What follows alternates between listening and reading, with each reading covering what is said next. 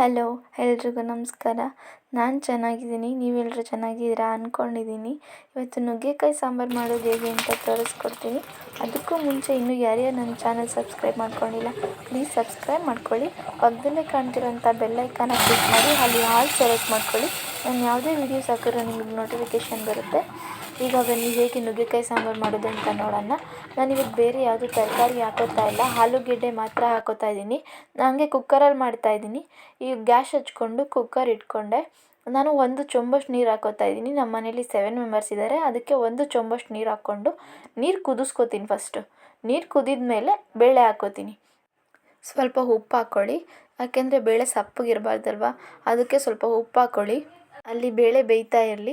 ಈ ಕಡೆ ಮಿಕ್ಸಿ ಬೌಲ್ಗೆ ಈರುಳ್ಳಿ, ಟೊಮೊಟೊ, ಬೆಳ್ಳುಳ್ಳಿ, 2 ಲವಂಗ, ಸ್ವಲ್ಪ ಚಕ್ಕೆ, 1-2 ಮೆಣಸು ಹಾಕ್ಕೊಳ್ಳಿ. ಜಾಸ್ತಿ ಹಾಕ್ಕೊಬಿಡಿ, ಖಾರ ಆಗುತ್ತೆ.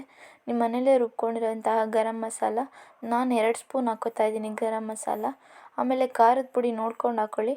ನಮ್ಮ ಮನೇಲಿ ಜಾಸ್ತಿ ಯಾರೂ ಖಾರ ತಿನ್ನಲ್ಲ. ಸ್ವಲ್ಪ ಖಾರದ ಪುಡಿ, ಸ್ವಲ್ಪ ಕಾಯಿ ತುರಿ, ನೀರು ಹಾಕ್ಕೊಂಡು ಮಿಕ್ಸಿಗೆ ರುಬ್ಕೊತೀನಿ.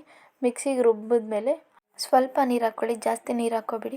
ಸುತ್ತಲೂ ಮಸಾಲೆ ಎಲ್ಲ ಕಚ್ಕೊಂಡಿರುತ್ತೆ, ಎಲ್ಲ ಒಂದು ಕಡೆ ಮಾಡ್ಕೊಳ್ಳಿ. ಬೇಳೆ ಬೇಯೋಕೆ ಇಟ್ಟಿರ್ತೀರಲ್ಲ, ಬೇಳೆ ಬೆಂದಿದೆಯಾ ನೋಡಿ. ಬೇಳೆ ಬೆಂದಿದ್ದರೆ ನುಗ್ಗೆಕಾಯಿ ಹಾಕ್ಕೊಳ್ಳಿ. ನುಗ್ಗೆಕಾಯಿ ಹಾಕ್ಕೊಂಡ್ಮೇಲೆ ನೀವು ಮಿಕ್ಸಿಯಲ್ಲಿ ರುಬ್ಕೊಂಡಿರ್ತೀರಲ್ಲ, ಆ ಮಸಾಲೆ ಹಾಕ್ಕೊಳ್ಳಿ.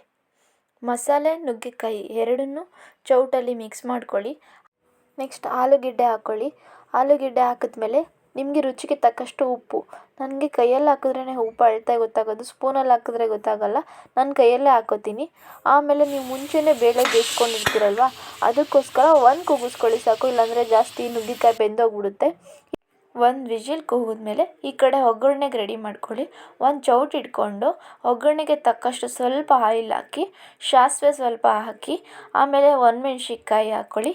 ಒಣಮೆಣ್ಸಿನ್ಕಾಯಿ ಹಾಕ್ಕೊಂಡು 1-2 ಈರುಳ್ಳಿ ಹಾಕ್ಕೊಳ್ಳಿ. ಈರುಳ್ಳಿ ಹಾಕಿದ್ಮೇಲೆ ಕರಿಬೇವು ಹಾಕಿ. ಕರಿಬೇವು ಜಾಸ್ತಿ ಮುಂಚೆನೇ ಹಾಕ್ಬೇಡಿ, ಸೀದೋಗ್ಬಿಡುತ್ತೆ. ಅದು ಹಸಿರಿಗೆ ಇರಬೇಕು. ಆಮೇಲೆ ಈ ಕಡೆ ಸ್ವಲ್ಪ ಕುದೀತಾ ಇರುತ್ತಲ್ಲ, ವಿಜಿಲ್ ತೆಗೆದ್ಮೇಲೆ ಕುದಿಯೋಕೆ ಇಟ್ಕೊಂಡಿರಿ.